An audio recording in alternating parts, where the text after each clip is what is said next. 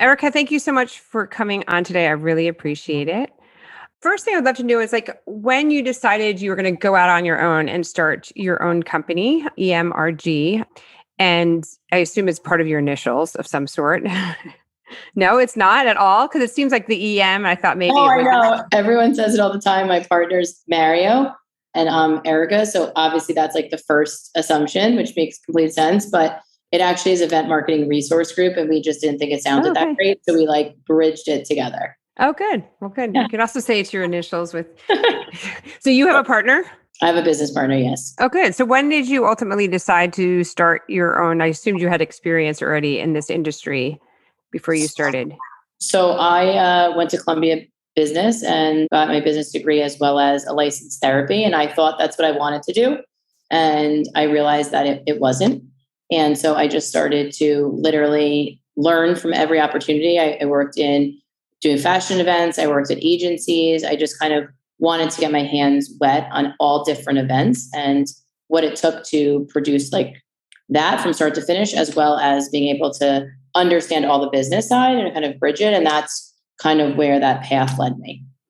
When you say you wanted to get your hands on, were you just working for somebody at that point, and were you already organizing them yourself? So in grad school, I was able to do an internship, and part of that allowed me to do donor events. So we were able to do a lot of event for donors, learning how to solicit donations, how do you get a high attendance rate, what you need to do to facilitate the event side. But I realized I liked that. And then I knew I had a lot of different relationships and contacts. So I just started to leverage those and say, hey, do you need help for Victoria's Secret Fashion Week? Or do you need help putting this event together? You need extra hands on the ground. So I ultimately just said, I'll do whatever, anything. No job was too small. Nothing, was overlooked and so forth. And I kind of just immersed myself in doing that so that I could learn. And then once I learned all the pieces, I realized that's what I wanted to do. I wanted to be in charge and have my own business and kind of be able to apply all of those pieces together.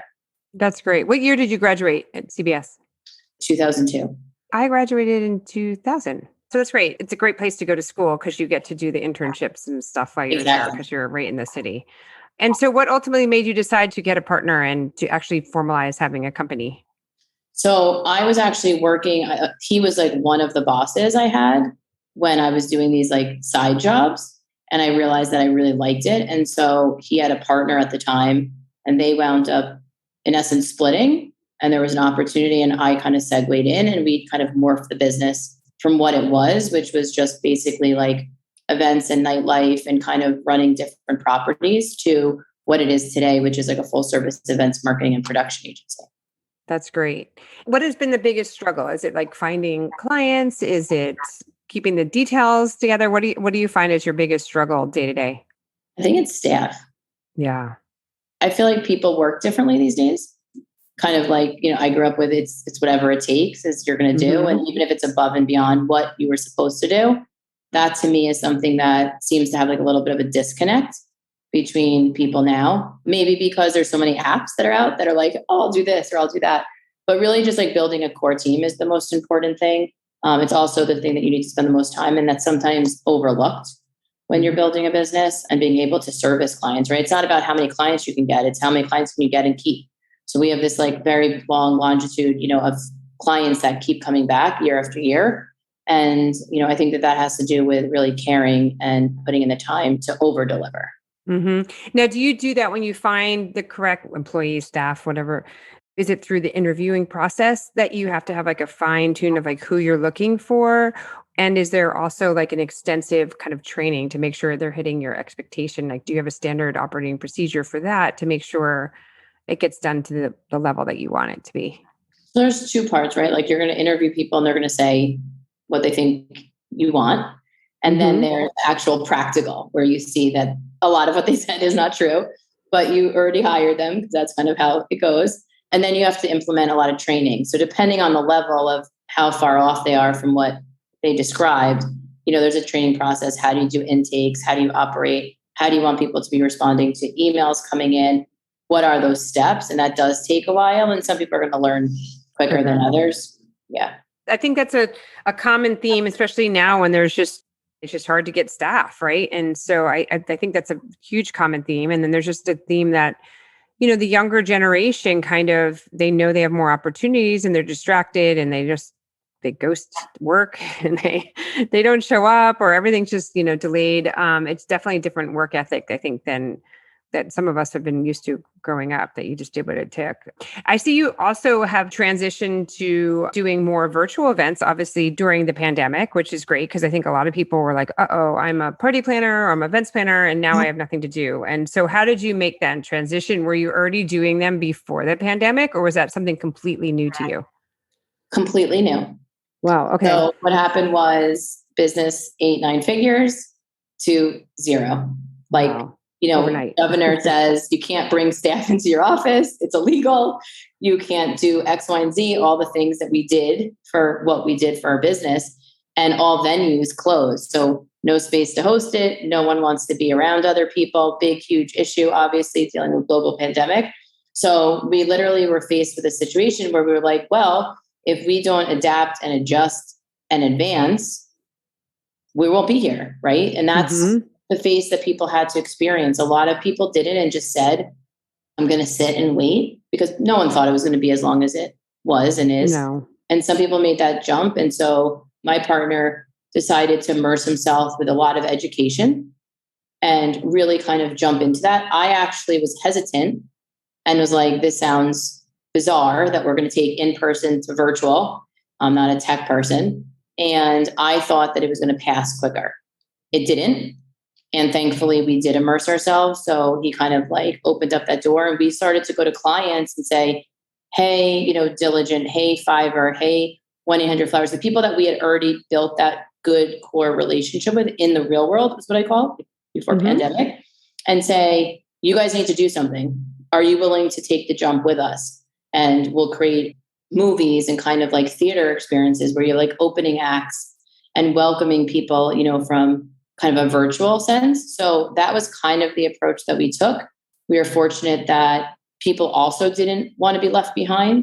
And they also knew that there was importance of like community, bringing their staff together. People were remote all throughout different countries now, right? Because people were stuck in different areas, working from different places. And so it gave us actually an interesting creative freedom and flexibility to reinvent or create something that hadn't been done. So, Broadway was closed, right? So we created concepts of bringing some Broadway stars, and we put together virtual experiences, like almost like a night at the theater. You couldn't go to the theater. So thinking of it in that way, as opposed to like, hey, I'm going on a computer and I'm going to go into some chat room and I'm going to chat with people. We wanted to create those in-person experiences and really be able to offer it to everyone else. That's great. There was one that I went on, I think was like the Tony Robbins thing. He was one of the first like people that went live with his thing, and seeing like his screen, the room with like, I don't know how many screens he had, where it was like almost like a screen for every person. It's Zoomzilla. Literally, that's what it's called.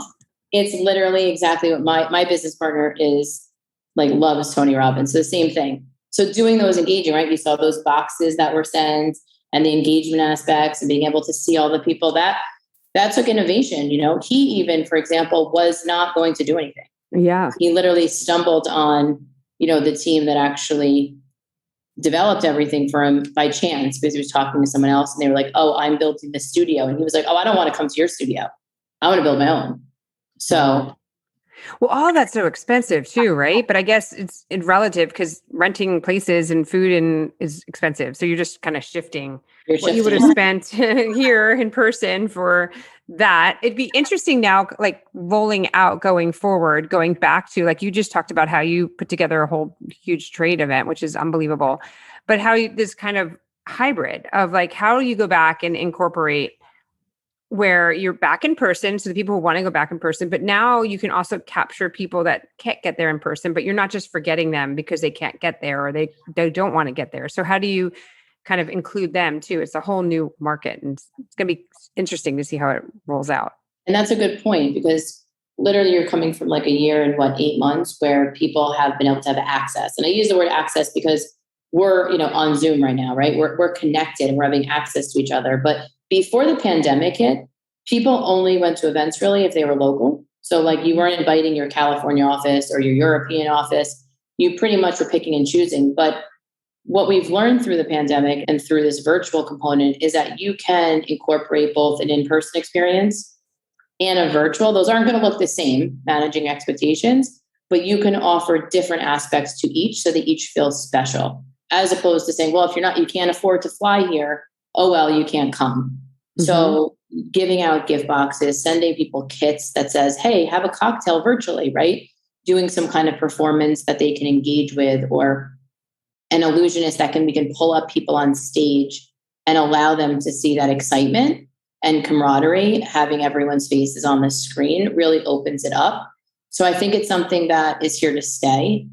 And if companies aren't utilizing both, I think they're missing out on an opportunity that opens doors to many other things. Right, right. You definitely have some notable clients, and you've had some celebrity people come and speak at your events. Have those been just difficult to find? Have they been personal connections? Like, for people who are listening that are like, okay, I want to grow my business and I want to get to that caliber. Like, do you have any insight for them? I think treat everybody as if they're going to be that big celebrity person, because you never know who knows another person that's going to connect you. Relationships are everything. I think strategic partnering is everything. Like finding the person that has access to X, Y, and Z, and then incorporating that, befriending people that you might have thought were potentially competitors, because we all have our own unique selling proposition. And so if you approach things, every single thing that you do, you're going to have doors opening. And that's literally what happened. Was we were doing a pandemic. During the pandemic, the world closed, right? And our community was pretty much halted. Events, they can't do it, right? So my partner and I were talking. We said, well, what can we do to support people? Because people were calling and saying, well, what are you doing? We're like, we're in the same situation you are, right? But what we realized that there was a need. And when there's a need, there's always a solution. If you can provide a solution for people, then you can create community, then you can create business growth. So if you do that, that kind of opens up doors. So we wound up doing a virtual event completely free for our entire community. We brought on people that talked about their experiences, only positive elements, right? We didn't really want to make it depressing. And we showed what people were experiencing and what they were doing to adapt. So now you're offering tools to people that can go around and apply that to their business. Those are the pieces that, whether you're in a pandemic, virtual or in person, as long as you can always continue to give to your community and show that you're there and reliable, your business is going to grow. That's great. I love that. It's true. It's always about giving, because you never know where it's going to take you. Right. And I liked how you said, how you treat everyone equally. That's huge. It's really important. Okay. You also talked about how you started during the pandemic, like a women's organization, a community. So could you talk a little bit about that? Yes. So we had always talked about, prior to the pandemic, about doing something that related to women, entrepreneurs, and giving people access. With the pandemic, we also were getting, we have a big network. We were getting inquiries saying like, hey, can you help me with my business? Or I feel stuck, or my mindset is not the same. I feel depressed because, I'm not able to socialize. Everyone was experiencing different things. And so we thought there was a need. So we did a test pilot in December of last year. And we said, let's see if people are receptive to it. And we brought together 15 high-level women. It was like Kara Golden, who's the founder of Hintwater. Yeah, we interviewed her. Yeah, she's like phenomenal. Like we brought different people with different expertise in the world of doing their own business, whether they were solo entrepreneurs, business people that sold their businesses, blah, blah, blah, blah. So we brought together that. We gave education. And we said, what's their feedback? And people really were receptive to it. So what we did is we do like these series of events which are virtual, and we bring together high-level speakers and really give people education for a certain amount of time, 3 days, 7 days, 10 days. And we launched a women's entrepreneur program, which we had offered before for private clients, but we had never really done it in a group setting. And so we did that, and helps people get back on track, helps them get insight, turning a side hustle to their full-time. How do you transition? So it allowed them to kind of have, like I say, the access to people that maybe they couldn't have, and be able to hear insight, because you don't know until you know, right? You can't learn if you're in a box. So how do you give people the ability to kind of learn from others? It's true. So I don't know if you know this or not, but the statistic that only 1.7% of women who have their own companies ever reach $1 million in sales.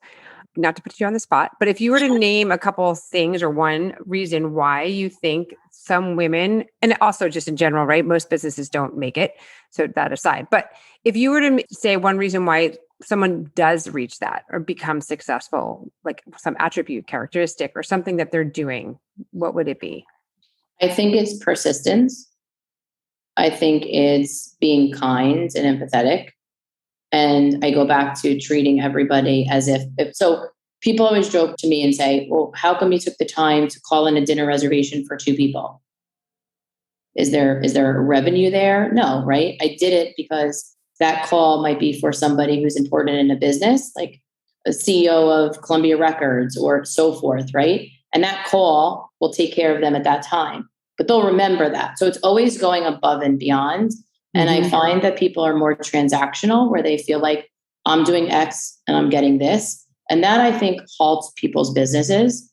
You have to think of it as forget about the dollars. It's not about today. It's what will it be down the road? Will that person remember that you went above and beyond for them when you didn't have to? And they do. And you get referrals from them. And that's, I think, how our business kind of keeps growing. And it has exceeded, what you just said in revenue wise. And I tend to believe that it's because of that.